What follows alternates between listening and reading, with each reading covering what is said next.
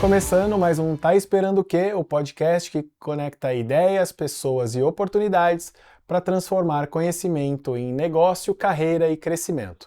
Eu sou o Leandro Mendonça, host desse podcast, e hoje recebo aqui a Regina Tavernier, psicóloga, especialista em saúde mental, comportamento e desenvolvimento de lideranças com mais de 25 anos de experiência em gestão de pessoas. Regina, seja muito bem-vinda ao Tá Esperando o Quê? Obrigada, Leandro. Um prazer estar aqui com vocês. Maravilha. Para a gente começar, estamos aqui nessa temporada no Curtiça Vinhos.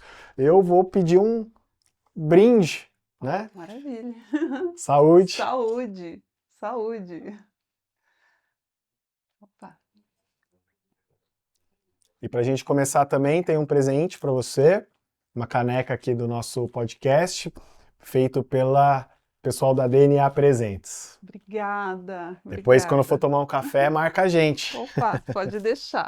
Maravilha. Bom, então para a gente começar, Regina, eu queria que você contasse um pouquinho sobre quem é você, de onde você veio e uma curiosidade que ninguém sabe ou pouca gente sabe sobre você. Ai, ai. Bom, vamos lá. Quem é você é uma pergunta profunda já, né? Então já estamos começando com uma profundidade. Eu sou nascida em São Paulo, estou aqui em São José dos Campos já tem há 14 anos e sou a mais velha de 3 filhos. Bom, pessoal, eu logo de cara, né, já entrando, dando um salto aí para o que eu fiz, né, para minha formação, eu escolhi fazer psicologia, o que de fato eu me alegro muito, porque eu digo que não é raro, né? Hoje às vezes a gente escolher uma profissão e seguir com essa profissão aí por um bom tempo, como você bem falou, 25 anos, mas são 30 já de formada, e é uma profissão que eu amo, gosto muito, né? Me identifico, e vivo do meu trabalho. Bom, formada em psicologia, eu fui trabalhar em empresa, né? Na época eu achava que eu era muito agitada, muito dinâmica. Falei, bom, para consultório não. E fui para a empresa. E lá se foram 25 anos numa carreira onde eu começo como estagiária, passo por todas as áreas, sub-áreas de recursos humanos, até que eu cheguei numa posição de executiva de RH. E esse ciclo da minha carreira, então, se encerra há 15 anos atrás, né? Quase 15 anos atrás. Depois disso, eu abri minha consultoria, e foi um momento bem interessante, porque 15 anos atrás a minha vida estava em ebulição. Então, eu me casei, mudei de emprego, saí do mundo organizacional para abrir minha consultoria, mudei de cidade, vim para São José dos Campos, né? Eu digo que, assim, cheguei a plantar uma árvore e nesse momento, quem sabe, ali estou esquentando, sair, né, escrever ali, rabiscar, rascunhar um livro. Então, foi toda essa ebulição, 15 anos atrás, e hoje eu estou aqui, né? Eu sou casada com o Christian, que é francês, aliás, adora vinho, por isso meu sobrenome Tavernier também. Sou uma pessoa apaixonada pelo que eu faço, como eu já disse, também pela minha família, pelos meus amigos.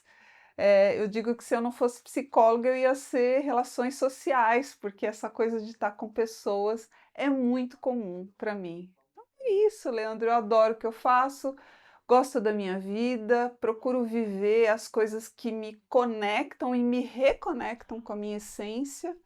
E ajudo também as pessoas a se reconectarem aí de uma certa forma com a sua essência. Maravilhoso.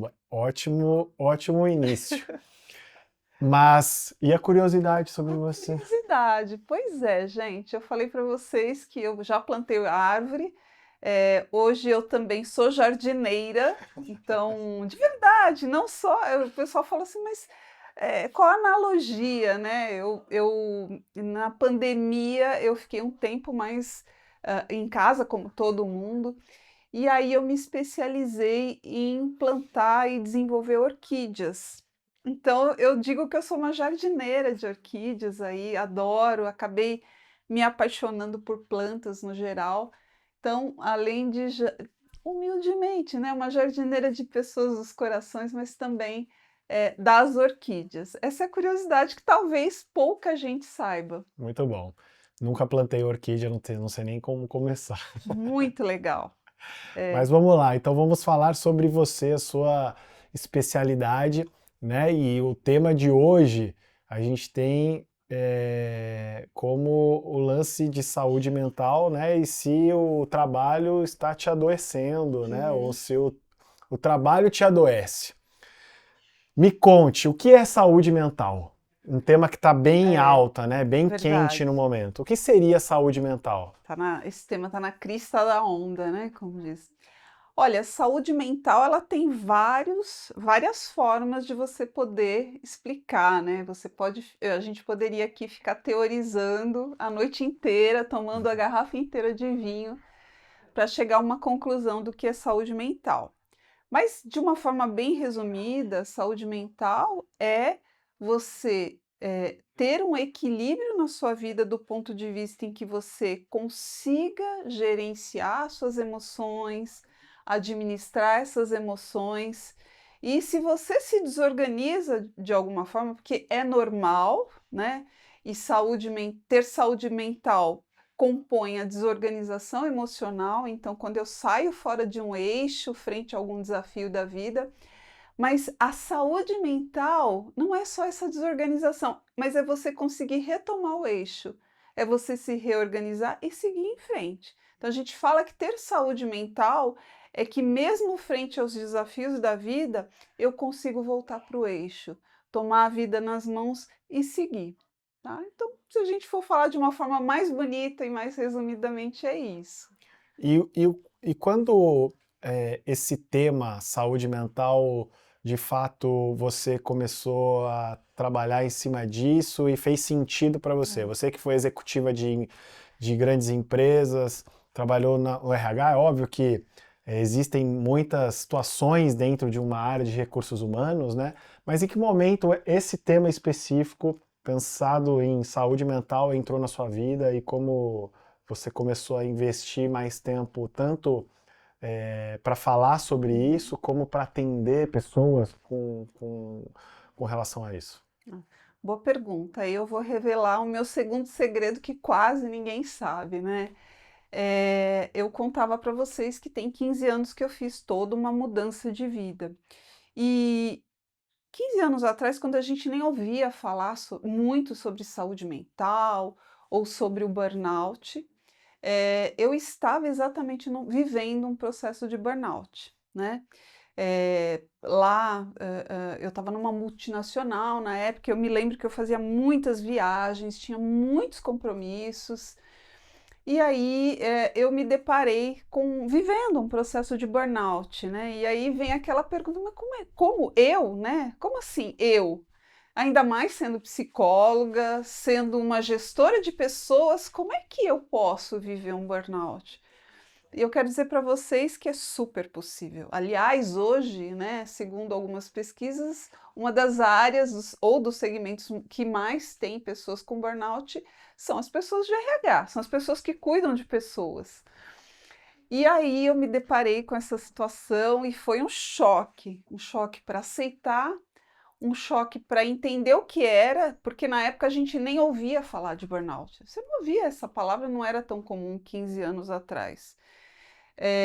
E aí fui para terapia, dei um passo atrás, fui entender o que estava acontecendo comigo, né? Alguns episódios assim de uma irritação exacerbada e entendi que eu estava com burnout. Falei, ok, o que eu vou fazer a partir disso? Mas você entendeu que estava com burnout ou alguém te falou que você estava com burnout? Eu fui para terapia, Leandro, porque eu precisei de ajuda, né? E pedir ajuda para mim era um desafio na época, mas eu falei, sozinha não dá mais. E aí eu tinha um colega, um diretor na época, e em conversa com ele, ele falou: Olha, minha esposa é terapeuta. E eu falei: Ok. E aí comecei a fazer terapia com ela, aliás, fiquei com ela por alguns bons anos, né? E ali foi identificado, através desse processo terapêutico, com um profissional extremamente responsável, de que o diagnóstico era um burnout, né? E como tratar isso.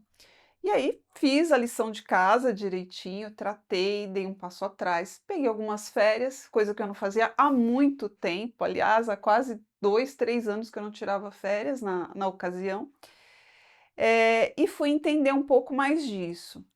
E depois fui melhorando, mudei um pouco o estilo de vida naquela época e tomei a grande decisão de fazer uma transição de carreira naquele momento, né.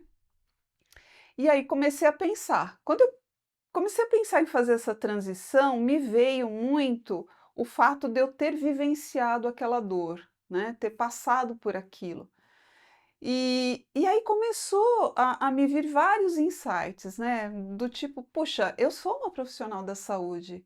Comecei a retomar o caminho da psicologia, peguei essa dor que eu estava vivendo, fui fazer algumas especializações, né, na época eu me lembro que eu fiz, eu já tinha uma formação em coaching, eu falei: "Eu vou começar a trabalhar com isso de alguma forma para ajudar pessoas".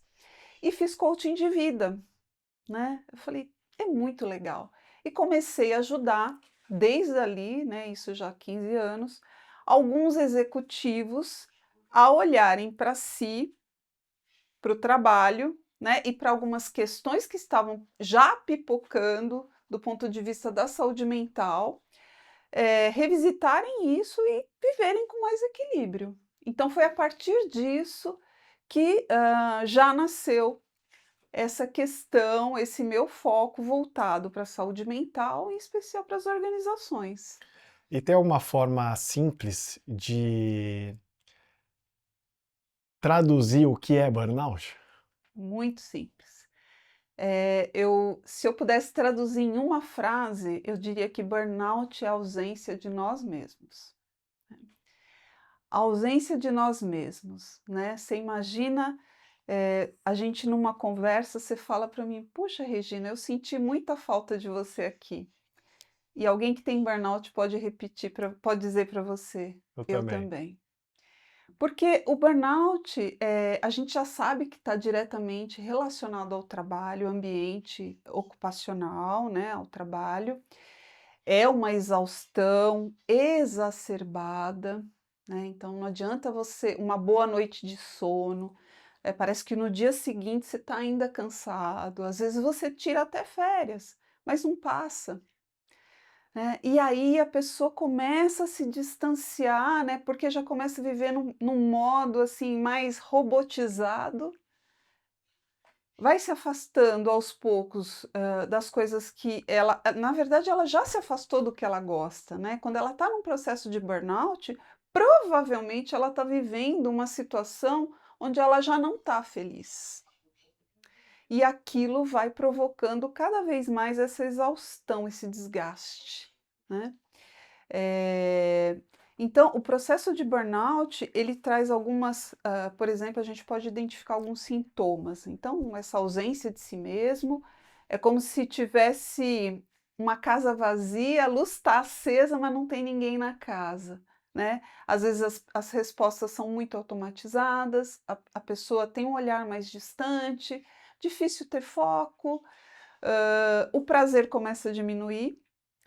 E você sabe que eu tenho um exemplo até muito bacana de burnout, né, de um cliente que está comigo, está fazendo mentoria em saúde mental, e ele fala assim para mim: "Regina, é impressionante, mas eu começo a minha semana é um horror".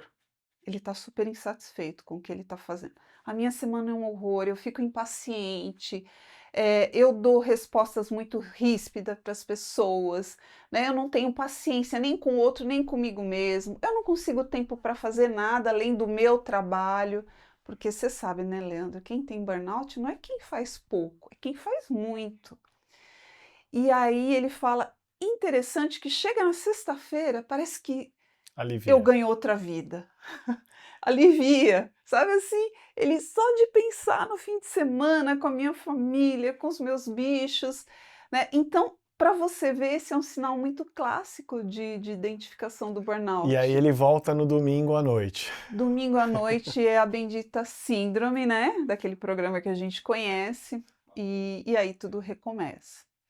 Então, o processo de burnout é isso, é estar conectado muito com o ambiente profissional, com as questões profissionais e com esses sintomas, né? Esses sintomas.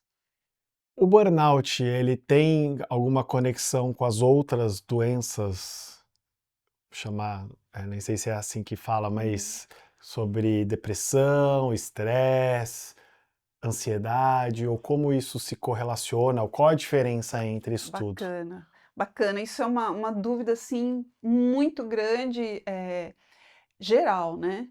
Então a gente pode começar assim, a gente pode começar falando do que é a depressão, né. Então se a gente for falar de uma doença emocional, depressão. Depressão, ela está diretamente conectada ao nosso humor, né. E esse humor, ele é, duramente, atacado, atingido, e tem a ver com história de vida, tem a ver com a situação, como é que a gente lida com as situações da nossa vida, atinge o nosso humor, e mais do que isso, né, a depressão, ela tira a gente a energia da vida. Então, é muito comum você ver pessoas que não acordam de manhã porque estão com depressão, não querem levantar da cama, ficam o dia inteiro na cama, né, é um estado mais grave do humor. Isso a gente tem a depressão. A gente tem os casos que hoje são muito comuns e eu vou falar daqueles que estatisticamente estão em alta. Ansiedade, né, ansiedade, é o tipo de questão emocional que te joga para o futuro, né, muitas crises de pânico, de medo, né, que você vê, é em função da pessoa não conseguir se concentrar no momento presente. Ela está aqui, né, a gente está aqui, mas eu estou vivendo outras situações que ainda nem aconteceram, né, ou seja, daqui uma hora, daqui à noite, daqui no dia seguinte e assim por diante. Então eu sempre estou vivendo lá no futuro, sempre com medo do que vem, ou programando o que vai acontecer. A ansiedade, né. Depois a gente tem aí, o burnout. Então, o que, né, o burnout, como eu já falei, né, ele está ligado a uma exaustão exacerbada. E essa exaustão tem a ver com o ambiente de trabalho, né. Agora, vou trazer mais uma perninha aqui que está sendo digamos assim, a novidade do momento, que é chamado exaustão, propriamente dito, a exaustão. Então tem muita gente que antes de chegar numa depressão, de uma ansiedade ou de um burnout, ela está exaurida. E não necessariamente é por causa do trabalho. Às vezes ela está exaurida de viver tantas dificuldades, né. Então a gente está tendo muito casos assim. O que o burnout, voltando à sua pergunta, tem a ver com tudo isso, né? Qual é a conexão? A conexão é que se eu já estou fragilizado, né? Se eu já de repente estou com uma depressão ou vivo um processo de ansiedade, já estou exausto por situações diversas, já tenho fragilidade emocional. Vou para um ambiente tóxico, onde a liderança não é bem preparada, dá feedback sem filtro, né, daquele jeito, assim, que vai na frente de todo mundo, expõe, tem um assédio moral ali, né, uma cultura nociva, despreparada, isso só vai incentivar, incendiar ainda mais para que esse indivíduo possa desenvolver o burnout, né. Então ele pode ter depressão, ansiedade e outras questões e está num processo de burnout também. E pode ser o contrário? O burnout ser a origem de uma Pode, depressão ou de uma ansiedade? totalmente, totalmente. Não é à toa que hoje a gente está falando, vivendo, né, questões tão fortes, números tão altos com afastamento. Aí pela Previdência Social a gente tem números assim, em 2025, 546.000 afastamentos, né, em função de questões do trabalho, de saúde mental no trabalho, né, e uma delas é o burnout. Então está super classificado e faz muito sentido que ele seja o estopim para que depois um burnout que não é cuidado, não é tratado, não é dado a devida atenção, vire numa depressão, vire numa ansiedade crônica, numa crise de pânico, como são alguns casos que eu atendo, né? É possível sim. Você falou de um número de mais de 500 mil pessoas aí em 2025, mas esse número, É. ele aumentou dos anos anteriores, não aumentou? Quanto Uhum. disso é, é um reflexo do momento que a gente vive hoje, ou também tem o lance de as pessoas talvez já sentiam isso no passado, mas não tinham uma classificação, não iam atrás, não procuravam saber? Exato. Nossa, é uma pergunta que me remete até a gente trazer um pouco da história, né, do que é essa saúde mental aqui no Brasil e mais voltado para o ocupacional. Então, se a gente pegar, por exemplo, a NR1, que hoje tem ali dentro, né, os riscos psicossociais, a gente tem isso desde de 1978, que a gente fala de saúde mental nas empresas, né? Então, 78 foi o ano em que o Brasil ganhou, né, segundo a OMS, Organização Mundial de Saúde, o primeiro lugar em acidentes do trabalho, né?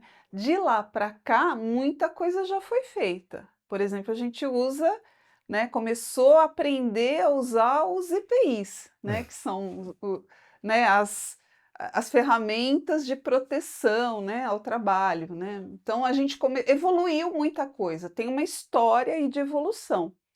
Mas acontece que bem antes da pandemia, né, o Ministério da Previdência já começou a observar que os casos de saúde mental voltados ao trabalho estavam aumentando, os afastamentos estavam aumentando.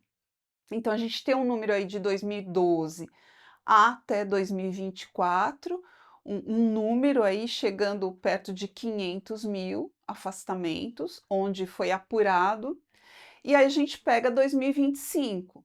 Então, a gente tem 15% de aumento. E hoje, né, a gente está falando aí, nós estamos em 2026, há crescente também no número dos afastamentos. Ou seja, não só a gente começou a falar mais de saúde mental, a gente começou também a viver mais as informações, a ver mais gente, né? Quem de 10 pessoas que você conhece, pelo menos uma tem uma questão com a saúde mental, né? Com a saúde emocional, mental, enfim.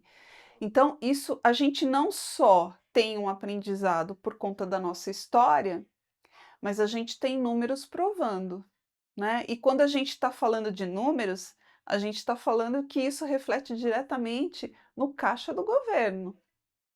A gente está falando que em 2025 a gente teve mais de 500 mil afastamentos, chegando a quase 3 bilhões no caixa do governo. E é óbvio que o governo começou A se a olhar, preocupar. a se preocupar e olhar mais para as empresas. Empresas, o que os senhores estão fazendo, né, que estão contribuindo para adoecer as pessoas. Então, por isso a NR1 veio com tanta força agora nos 2 últimos anos, sendo esse ano de implementação, e portanto, isso para mim, Leandro, é um convite para a gente revisitar o que é saúde mental nas empresas.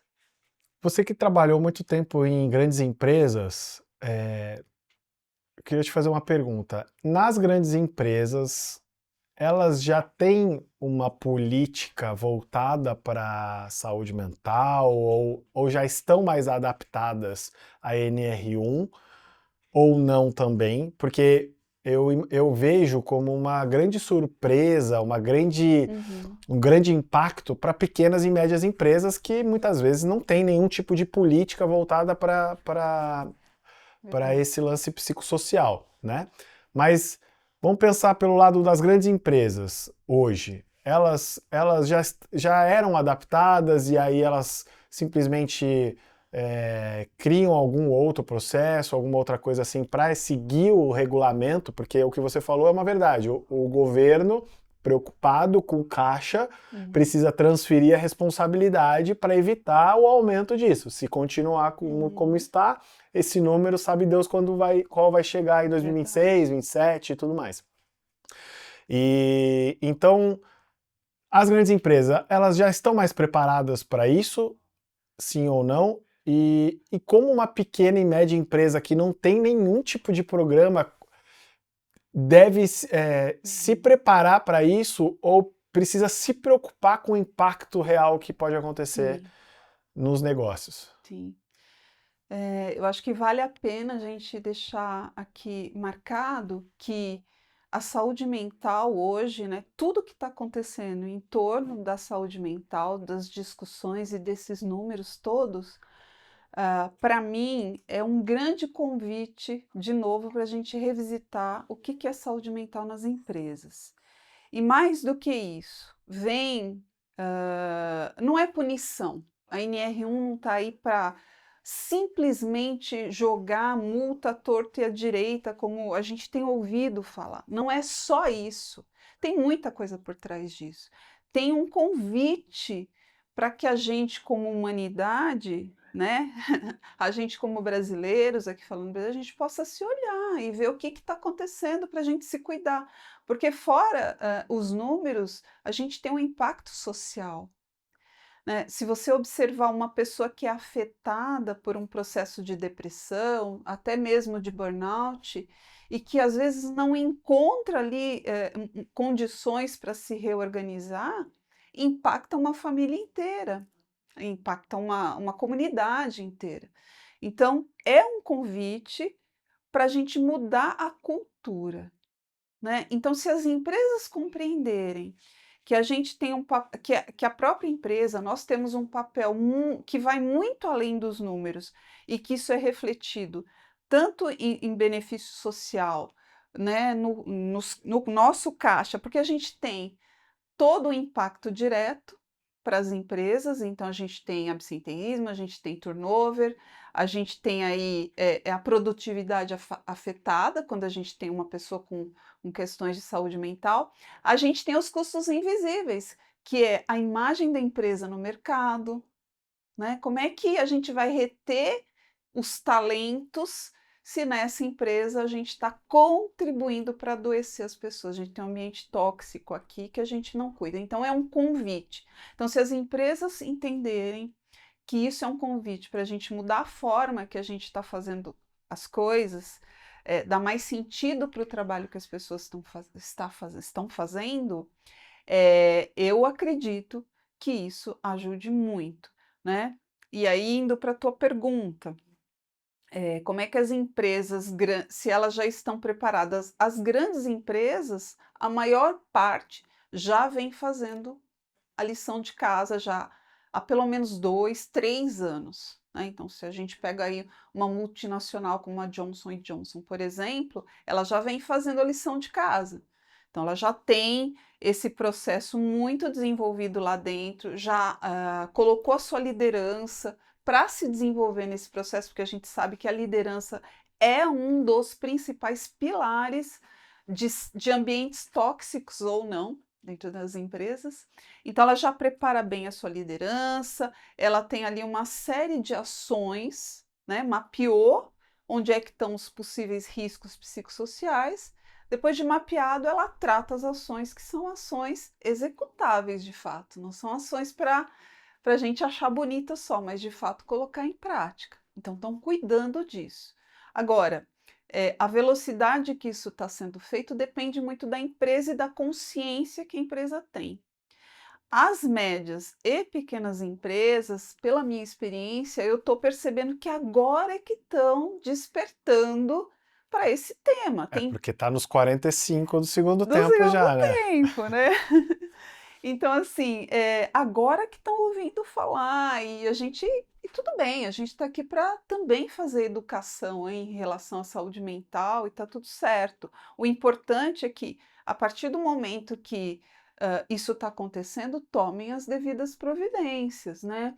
E o que podem ser essas providências? É você primeiro entender se lá na tua empresa, seja grande, pequena, média, não importa, mas se tem algum risco, algo que coloque em risco a saúde emocional das pessoas. E aí, isso é muito característico dos riscos psicossociais. O que são, né? Vou citar aqui para ficar bem claro. Então, se a minha liderança está preparada, e por que eu estou falando sempre liderança, Leandro? Porque eu acho que a liderança é o recheio do sanduíche. Né? Então, em cima você tem a pressão da empresa e embaixo você tem ali os seus liderados, né? Os seus pares do lado. Então, se a liderança não está bem preparada e se ela própria não se cuida, se a empresa não olha para essa liderança com carinho, com cuidado e investe, ela adoece. E uma liderança adoecida, ela adoece a equipe, ela adoece os pares, ela adoece a cultura, né? Então, é importante que a liderança seja observada. Depois, a cultura. A gente fala de assédio moral, só que antes da gente acusar um assediador, é importante a organização, a empresa se perguntar: o que a gente está tolerando aqui dentro para que tenha um abusador? Seja moral, seja físico, enfim. Né? Então, assim, a cultura dessa empresa precisa estar muito bem calibrada. Então, o que eu falo, os meus valores, a minha visão de empresa, missão, precisam estar ajustadas com a minha prática. Né? Então, e fora isso, horas extras absurdamente, né, altas, uma carga de trabalho assim exacerbada, sem descanso, sem autonomia. Se a pessoa se sente ali executando aquele trabalho, mas se sente completamente sem autonomia para sequer dar uma sugestão de melhoria, isso também é adoecedor. Então, a gente tem vários critérios aí estabelecidos dentro do que é um risco psicossocial que estão claros. Então, se você que é empreendedor, você que tem uma média empresa, já está ciente disso, vai atrás, conversa com um profissional, né? Conversa talvez com um colega seu que também é empreendedor e que já avançou um pouco mais nisso. Não necessariamente você precisa pagar uma consultoria e tudo mais, como as maiores fazem, né? Mas você mesmo pode se informar, você pode se preparar, porque inclusive o próprio empreendedor adoece muito. Adoece muito, mas não para, né? De novo, porque quem tem burnout é aquele que faz pouco? Não, é aquele que faz muito. É aquele que faz muito. Eu tenho várias perguntas só nessa frase que você falou, mas vamos lá. Vou pegar do final para depois. Você falou do empreendedor também adoece, líder adoece, né? A Sim, pressão é muito grande. O RH adoece, né? Que você é. citou no começo. E quem trata essas pessoas, né? Uhum. Porque enquanto você é colaborador, você tem alguém responsável por você, em tese. E Isso. quem é responsável pelo empreendedor ou pelas lideranças? Então, dentro de uma grande empresa, em geral, você tem uma estrutura para isso. Você tem lá uma área, né, um SESMIT, que tem, em geral, você tem psicólogos. Hoje tem, como eu, psicóloga especialista em saúde mental. Então, eu fui estudar para entender, porque apesar de eu ser psicóloga, mas isso não quer dizer que simplesmente eu saiba lidar com o mundo organizacional. Então, eu fui estudar para saber como lidar com as pessoas dentro das organizações. E hoje as empresas estão contratando. Então, as empresas têm uma estrutura onde você pode ter alocado ali um psicólogo, um médico, especialistas De plantão. de plantão, né? Ou você. E aí tem uma série de ações, né? Para cuidar dessa população. Fora as ações que podem ser externas também, as próprias terapias, né, os grupos de apoio, as rodas de conversa e aí vai, né. Quem cuida dos RHs? Quem cuida dos executivos? Pode ser esse mesmo grupo ou eles podem buscar ajuda Aí tem que ter externa. uma iniciativa Tem que própria, ter. né?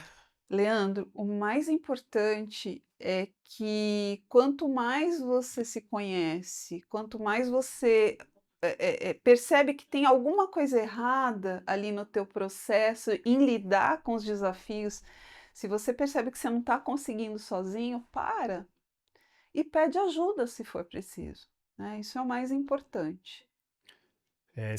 Essa é uma grande dificuldade acredito que vários empreendedores ou lideranças, porque a gente sempre É, acha que a gente é capaz de resolver sozinho, puxa vida, né? né? E com relação às ações práticas, né? Uhum. O que pequenas e médias empresas de fato podem implementar dentro dos seus negócios para poder Boa. cuidar dos seus colaboradores, para poder evitar que ele, além de trabalhar o lance de cultura, treinar lideranças e tudo Uhum. mais, você tem alguns exemplos práticos que qualquer Sim. empresa é capaz de fazer, seja com rotina, seja com ações, para poder evitar, né? Porque a gente nunca vai conseguir garantir que isso não vai acontecer, mas que a gente evite que aconteça nos nossos negócios. Isso, bacana. Eu acho que esse olhar, a gente antes tinha o olhar de tratar. Hoje o nosso olhar tem que ser voltado para a prevenção, né, dos ambientes tóxicos. Então, eu acabei de fechar com uma empresa pequena, e o que ela me pediu foi o seguinte: eu já tenho o diagnóstico, já mapeei. Mas eu quero agora, ações. O que que eu posso fazer para, de fato, colocar em prática a prevenção desse ambiente? E também, já tratar de alguns pontos que ela levantou nesse diagnóstico. Então, por exemplo, antigamente a gente falava dos EPIs, né, Uhum. dos instrumentos, ferramentas, dos processos. Hoje a gente fala dos EPIs da saúde mental. Então, por exemplo, a gente tem canais específicos de ética, a gente tinha, hoje a gente tem canais de saúde mental. Então, você pode criar alguém dentro da empresa que esteja mais preparado, ou alguém fora da empresa. Você pode contratar, por exemplo, um profissional da saúde mental externo, para que ele possa atender alguém, seja online ou alguém que esteja ali numa crise, por exemplo, de ansiedade, de pânico, que é bem comum hoje, alguém responsável daquela equipe ou daquela empresa levar essa pessoa até esse profissional, né? Então, se tiver mais próximo, melhor, senão ele pode atender até online. Então, isso funciona bem. Isso é no caso das emergências, né? Grupos de rodas de conversa, né? Grupos de apoio, que antes a gente tinha as brigadas de incêndio, hoje a gente tem as brigadas de saúde mental. Então a gente pode ir lá selecionar um grupo de 2, 3, dependendo do tamanho da empresa, preparar essas pessoas para que, se acontecer alguma situação desse tipo, elas também consigam ajudar os colegas, né? Então a gente tem recurso interno.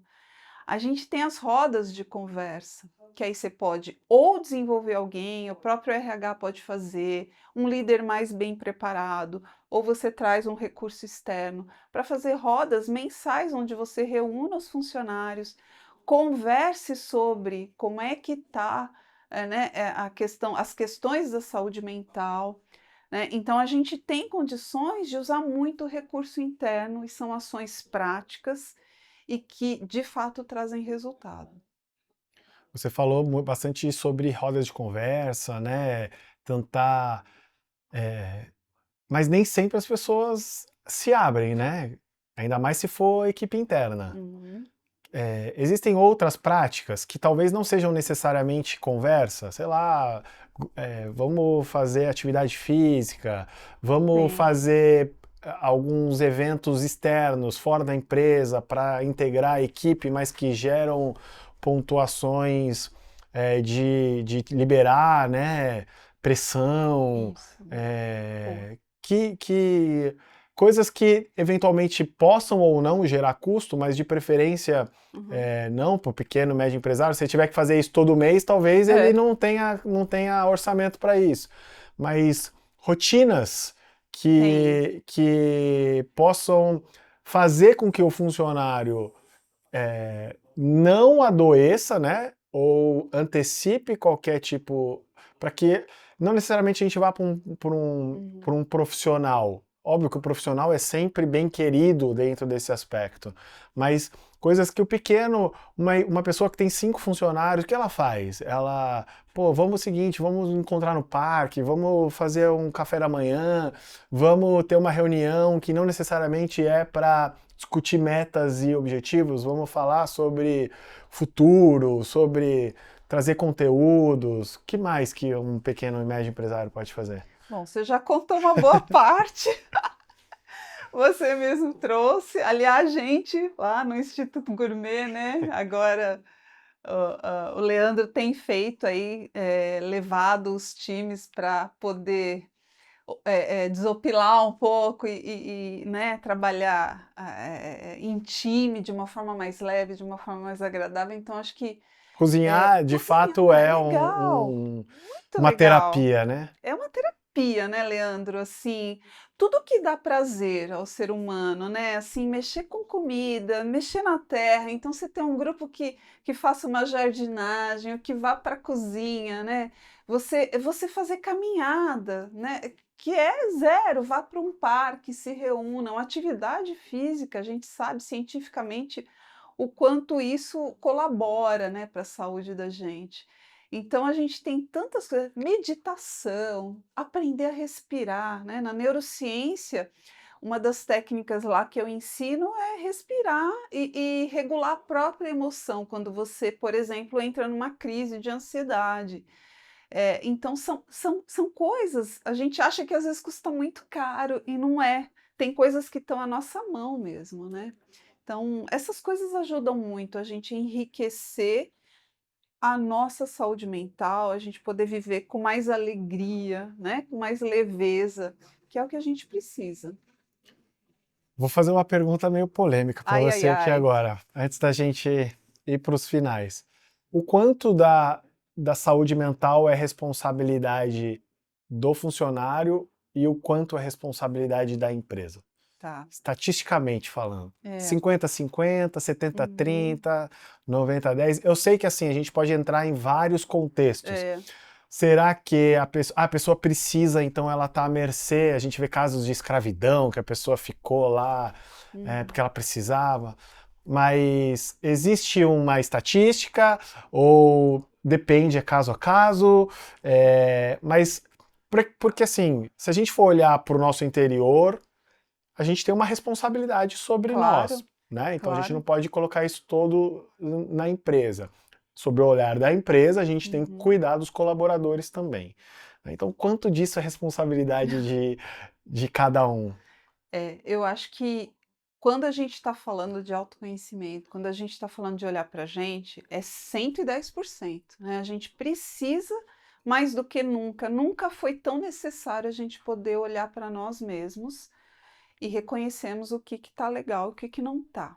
Então, se uma pessoa já tem uma fragilidade emocional, vai para um ambiente onde existe ali, por exemplo, um assédio moral, isso agrava, Sim.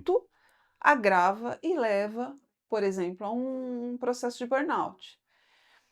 Percentualmente, eu não consigo te dizer isso, te mensurar, mas eu diria que se a gente fosse aqui grossamente falar, 50 e 50.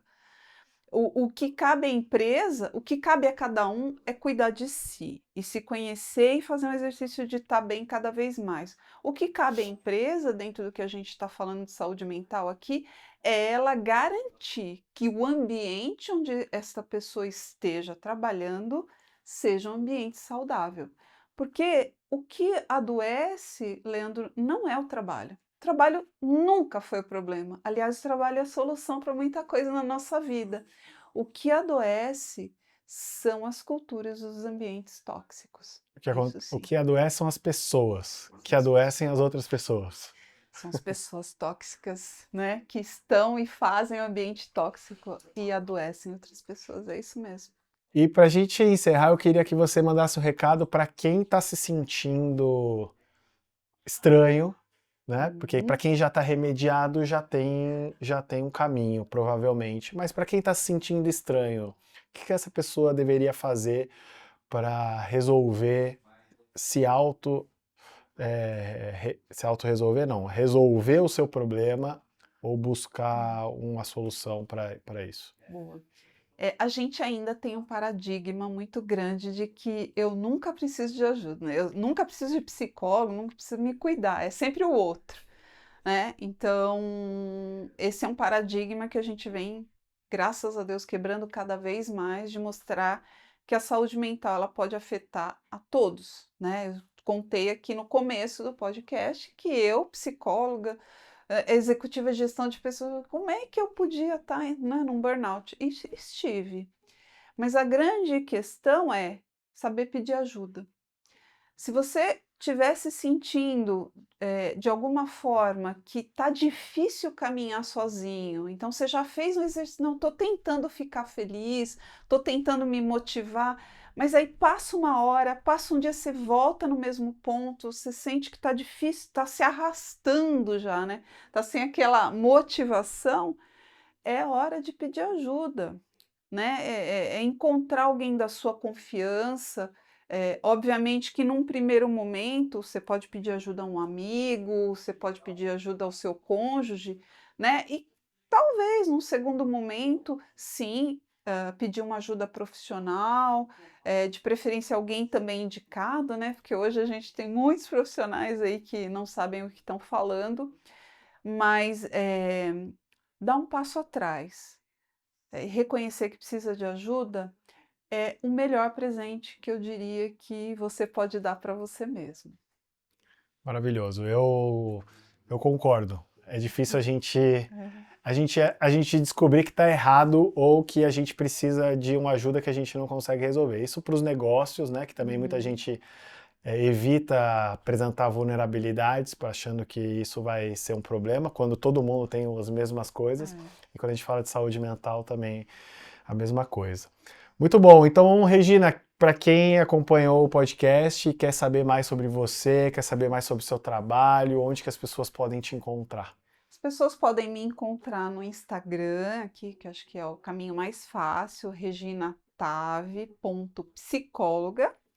Tô lá no Instagram fazendo vídeos, passando mensagens. Ali tem o meu contato também, se quiser me mandar uma pergunta, uma dúvida, eu vou ter o maior prazer em responder.